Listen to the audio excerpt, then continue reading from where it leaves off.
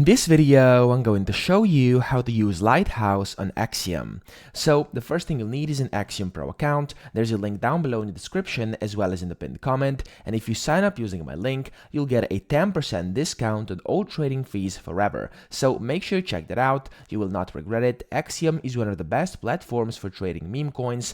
They have a lot of premium features completely for free, such as an amazing top-tier Twitter tracker, a wallet tracker, an amazing P&L tracker. They have a great reward system which basically gives you Solana back just for trading. They have a turbo mode which makes for faster fills, amazing filters, amazing presets, etc. So make sure to check it out. As I said, link down below.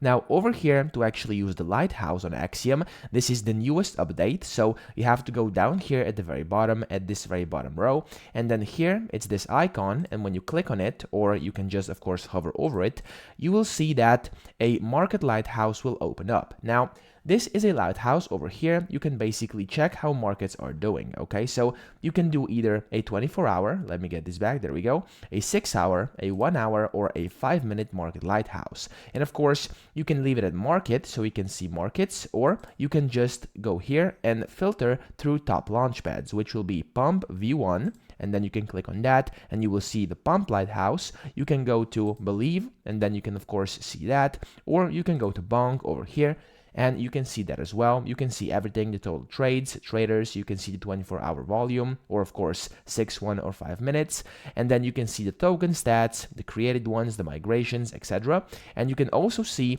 the top graduated ones, which is this Pump AMM volume over here, so the Pump AMM Lighthouse, and then you have the Meteora DLMM Lighthouse, and then you have the Radium V4 Lighthouse as well over here. So you can check these whenever you want, they're always available, and you can see and basically just kind of get the feel of how the markets are doing. So that's pretty much it. I hope this video helped you out. If it did, please subscribe to the channel and help me out as well.